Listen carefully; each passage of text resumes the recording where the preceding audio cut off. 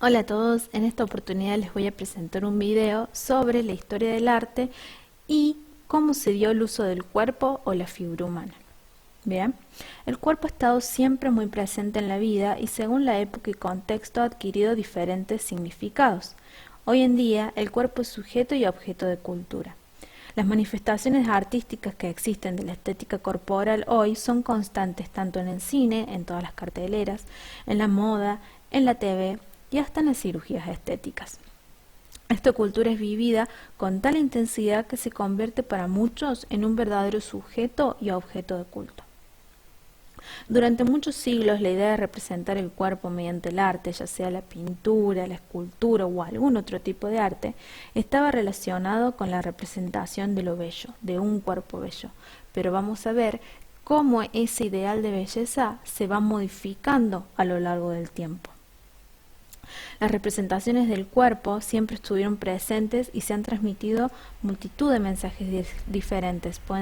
Han sido filosóficos, políticos, sociales, personales, pero siempre con el fin de expresar deseos, temores y sueños.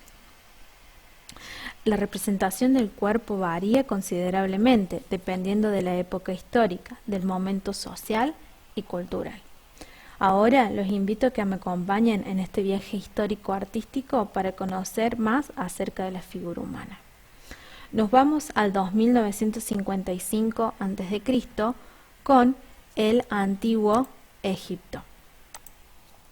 El periodo de Egipto, la época de Egipto, da del 1955 al 332 a.C. El hombre se lo transforma, como transmite su cuerpo de una manera más bien simbólica, evocando a los dioses, extrayendo los rasgos propios de los animales venerados. Es por eso que en las figuras egipcias, las cabezas de las personas solían estar representadas con algunos animales simbólicos propios de su adoración.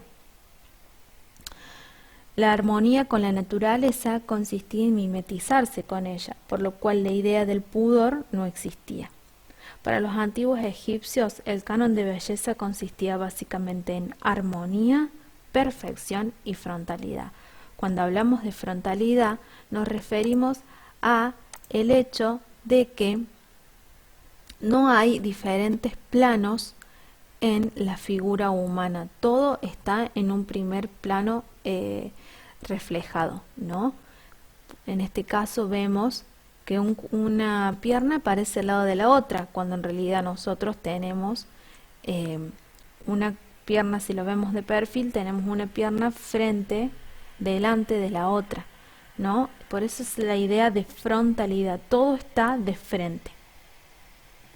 El cuerpo humano debía estar armónicamente proporcionado de acuerdo a los ideales egipcios, en donde el canon de belleza en los hombres era representado con anchos de hombros, talle estrecho, piernas musculosas y rostro terso e impenetrable.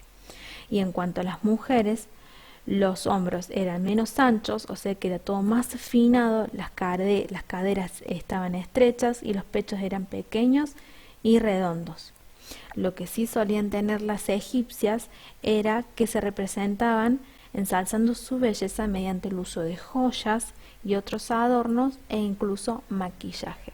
En este caso vamos a ver el busto de Nefertiti, donde no podemos admirar el resto de la figura humana en cuanto a brazos, piernas y caderas, pero sí nos vamos a centrar en lo que es el rostro. Está adornada con tocados, con joyería, e incluso podemos ver el uso del maquillaje. Estamos hablando de alrededor, si hacemos un promedio de 1000 años antes de Cristo, del nacimiento del Cristo, ¿no? Y ya existía el maquillaje, había un ideal de belleza.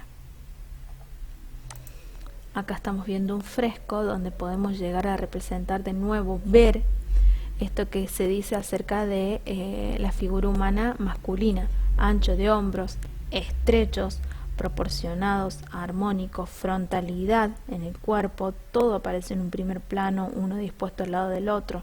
No hay relación de volumen en la figura humana egipcia. Y las cabezas, de nuevo, con respecto a estos animales venerados por ellos. En el periodo grecorromano, que data del siglo VII a.C. y pasa al siglo V después de Cristo, cerca del 476, el cuerpo ya se representa de una forma más ajustada a la realidad o a las proporciones clásicas, en refinadas interpretaciones del cuerpo sensual. Fueron los filósofos griegos del periodo presocrático los que comenzaron a teorizar sobre la idea de belleza, haciendo del cuerpo una proporción armónica, de todas estas partes del cuerpo una proporción armónica, llamado canon. Este canon de belleza establece que el cuerpo humano, para ser perfecto, debe medir 7 veces la cabeza. Ya vamos a ver más adelante de qué se trata esta cosa del canon, pero más o menos lo que hacían los griegos y romanos es medir la cabeza de tu figura humana y representarla 7 veces más para establecer la altura o la proporción del cuerpo griego. Destaca el uso de la proporción principalmente en las esculturas, que en un principio solían ser más rígidas y con formas un tanto más geométricas. En este caso lo que estamos viendo es la obra titulada Discóbolo, que era una atleta del periodo griego. En el ideal masculino se representa particularmente a atletas y gimnastas, debido a que manifiestan equilibrio, voluntad, valor, control y belleza. Después del periodo greco-romano surge la Edad Media, que es desde el siglo V después de Cristo hasta el siglo XV. En la Edad Media lo que se produce es una ruptura, donde toda imagen que se mostraba o retrataba al ser humano debía ajustarse estrictamente a la idea de Dios como centro del universo. La representación del cuerpo empieza a ser prácticamente nula y en todo caso está relacionada con la religión, porque después del nacimiento de Cristo surge todo esto del cristianismo, de la religión, de un solo Dios. Ya no somos politeístas, sino que adoramos a un solo Dios, somos monoteístas. Entonces, toda representación que se hace del cuerpo tiene que estar relacionada con la cultura religiosa, con la religión. El cuerpo al natural o desnudo era representado entonces de una forma como símbolo de pecado o reencarnación del mal. Solo se admitía el desnudo humano en representaciones de juicios finales o como alegoría del pecado. Entonces, ¿cómo se representaba normalmente? Con vestidos largos, sin mostrar partes impudorosas. Acá estamos viendo, por ejemplo, una de las historias que relata de Adán y Eva, ¿no? Y el paraíso. Vestidos largos, sin mostrar partes impudorosas, sin definir cuerpos para no reflejar la sexualidad de cada uno. Casi que podría decirse que eran andróginos, sin maquillaje, ya que se consideraba contrario a la moral cristiana, en cuanto a que desfiguraba lo que Dios había creado. Las escenas básicamente transmiten dolor, sufrimiento, muerte y tortura. Todos son relatos bíblicos, lo que mayormente se utilizan durante la Edad Media, porque más allá de representar la religión, también educaban a la sociedad de ese momento, ¿no? De la Edad Media surge el Renacimiento. Este periodo data del siglo XV al siglo XVI. Serían el 1400 al 1500. En la cultura renacentista lo que surge es un renacer, volver a surgir de la época oscura, llena de temor y miedo a la muerte. Es el retorno al racionalismo. El objeto de estudio renacentista vuelve a ser el hombre y el conocimiento del cuerpo se hace objetivo y científico. Se retoma a un canon de belleza semejante al del mundo clásico, destacando como cualidades principales en el arte la armonía y la proporción de la figura. En cuanto al ideal de belleza masculino, el que vamos a ver ahora, se trataba de cuerpos fuertes y atléticos, con cabellos largos y ondulados, cejas pobladas, mandíbula marcada y espalda ancha. Básicamente, lo que sucede es que al volver a estudiar la proporción tal cual de una manera más científica, empezamos a definir en mayor medida los músculos y todas las proporciones del cuerpo. Entonces estamos haciendo un estudio más minucioso de la figura humana. En este caso estamos viendo la obra de David, de Miguel Ángel, que es del 1500 al 1504, más o menos por ahí es el tiempo en el que Miguel Ángel lo hizo. En el ejemplo de las figuras femeninas, lo que se representaba más bien era la piel blanca, las mejillas sonrosadas, el cabello rubio y largo, manos delgadas y pequeñas, transmitiendo toda una señal de elegancia y delicadeza. Todo delgado y proporcionado, siempre. En este caso lo que estamos viendo es el nacimiento de Venus de Sandro Botticelli, del 1485. Vemos esta representación siempre de la figura femenina, más bien elegante, delicada, fina, armoniosa, por así decirlo. Esta es otra obra que es la Gioconda de Leonardo da Vinci. También, esta ya representa una figura humana con un tanto más, con un canon más científico, ¿no? Más analizado anatómicamente. Después pasamos al barroco, que data del siglo XVII al siglo XVIII, algo así del 1600 al 1700, donde ocurre una ruptura nuevamente. Estamos viendo que pasamos de la Edad Media, donde todo se representaba de acuerdo a los temas religiosos, volvemos con el Renacimiento a lo racional, a lo científico, al estudio del cuerpo tal como es anatómicamente. Y en el barroco otra vez una ruptura, en donde se representa lo más bien lo sensorial frente a lo intelectual. Es una expresión más bien sentimental y emotivo, donde todo ese arte es más artificial, más recargado, decorativo, ornamentado. La época del barroco estuvo caracterizada por ser la edad de la apariencia y la coquetería, donde la belleza era más bien tirando a lo asombroso. Entonces hay una paquetería, por así decirlo, esa coquetería que se expresa en la ropa de las figuras de aquella época, todo ornamentado. Se ve acá las plumas en los tocados, todo pomposo, esas mangas, todo se veía en ese periodo barroco. Acá estamos viendo una obra de Caravaggio del 1602. En este caso lo que se va a expresar más es esto de lo emotivo, de lo sentimental, de lo sensorial, es transmitir un sentimiento en la obra. Pasamos de lo barroco al siglo XIX, que va de los años 1800 al 1900, donde podemos definir dentro de varios movimientos artísticos, unos como ser el romanticismo y el realismo, ¿no? Lo que surge en el romanticismo, que se da en la primera mitad del siglo y se caracteriza por promover la libertad individual.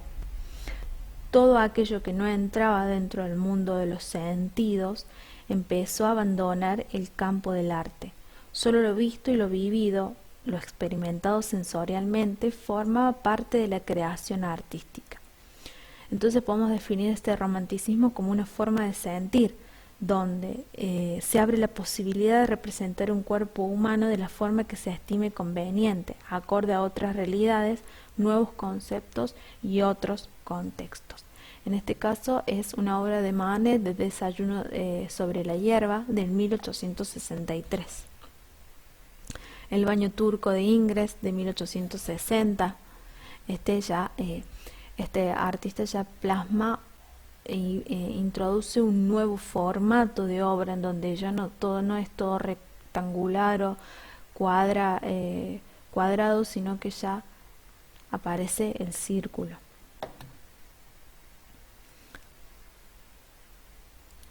Acá es El caminante sobre un mar de nubes de Caspar David Friedrich de 1818. Y acá es donde podemos llegar a representar el otro movimiento, que era el realismo, ¿no? Pone énfasis en la realidad y en la representación del mundo circundante, con un cierto componente de denuncia social. El realismo está ligado a movimientos políticos. Retrata el cuerpo tal y como se percibe, sin idealizar, sin contextualizar, transcribiendo las formas que captaba del natural. Esta es la obra de Delacroix de 1830 y se titula La libertad guiando al pueblo. Tiene una carga muy social, dada que en esa época se estaban dando muchas luchas en Francia, ¿no? Entonces lo que estaba representando era algo de un carácter social, era una denuncia social. Después del siglo XIX, viene el siglo XX, que son los años 1900 al 2000, donde ya la temática del cuerpo se despierta un enorme interés entre las novedosas prácticas artísticas que surgen bajo el nombre genérico de artes de acción o arte vivo. Se replantea desde diferentes perspectivas la percepción y el tratamiento del cuerpo humano como construcción física y social. Se exploran sus significados, sus límites y sus habilidades, con el fin de establecer una relación más cercana con el cuerpo como objeto representado.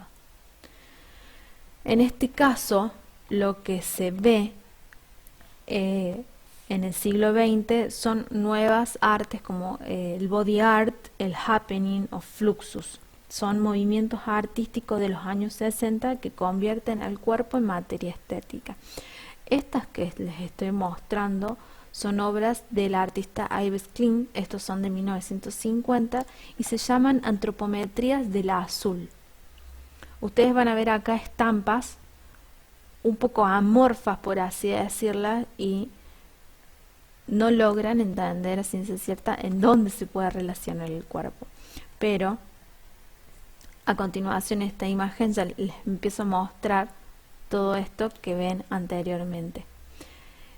Cuando decimos body art o artes en acción, arte vivo, esto era lo que se representaba. Utilizar el cuerpo humano en el momento, utilizar modelos vivos y que ellos sean parte de la obra, ¿no? Literalmente, siendo parte de la obra. Utilizaban su cuerpo para transmitir. Y acá vemos otra imagen de ese momento, de esas artes en acción, esos artes vivos. Y acá si ven atrás, ven esas antropometrías del azul, que era la primera imagen que les mostraba, donde van dejando la estampa, las figuras femeninas van dejando la estampa de su cuerpo. Y ya después del siglo XX, del 2000, empieza a hacer lo que estamos ahora, lo que estamos viviendo en la actualidad. Si el cuerpo humano fue uno de los pilares centrales durante la construcción de la identidad de la modernidad, con la llegada de la posmodernidad, el cuerpo se objetualiza y se destruye. La perfección del cuerpo clásico se desintegra, ya no existe más canon.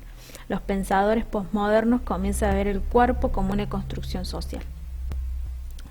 La modificación del cuerpo trae consigo la utopía de retomar el control sobre nuestras propias identidades, de manera que el cuerpo hoy en día se ve como algo que puede cambiarse, y así lo reflejan algunos artistas. Un problema actual propio de la sociedad de consumo es el culto al cuerpo y a su valor estético. La obsesión por el cuerpo perfecto ha conducido tanto jóvenes como adultos a una tiranía de la belleza. La estética del cuerpo y el valor de la belleza corporal se ha impuesto con un gran poder sobre otros valores de la persona.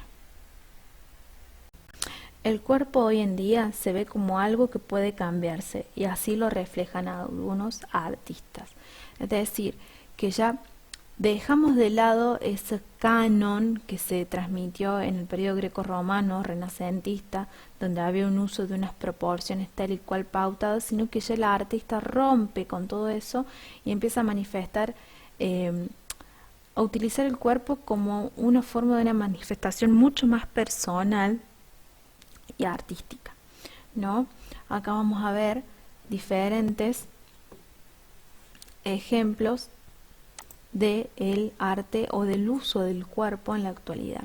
Acá estamos viendo el uso en el cine de esta estética de la figura humana. Estos son todas carteleras de películas. El uso más personal, una expresión mucho más personal de la figura humana. Las tapas de revistas. Acá lo que sucede también es que la obsesión por el cuerpo perfecto nos conduce a tanto jóvenes como adultos a una tiranía de la belleza, donde es mucho más importante aparentar que ser. Hay una obsesión por el cuerpo perfecto, siendo un problema muy grave para muchas personas. Y ya no nos estamos refiriendo a las obras, a los cuerpos en las obras de arte, sino que estamos hablando del cuerpo que se manifiesta en la tele, en el cine, en las publicidades, en las tapas de revista, tal cual lo estamos viendo ahora. Es un tema que no tiene fin, no hay un punto final, sino que aún sigue cambiando constantemente. Bueno, chicos, esto ha sido todo por hoy. Lo que quería mostrarles era más o menos recorrer un poquito cómo se ha ido transformando la imagen corporal, esta idea de cuerpo, de figura humana a lo largo de la historia. Sabemos que existió desde tiempos inmemorables, desde nuestros antepasados, y se ha ido modificando con el largo del tiempo, a lo largo del tiempo, con los cambios de pensamiento, de conducta, de costumbres de la sociedad, manifestándose siempre desde acuerdo a lo que el artista pasaba por el momento. Espero que les haya gustado y vamos ahora con la actividad.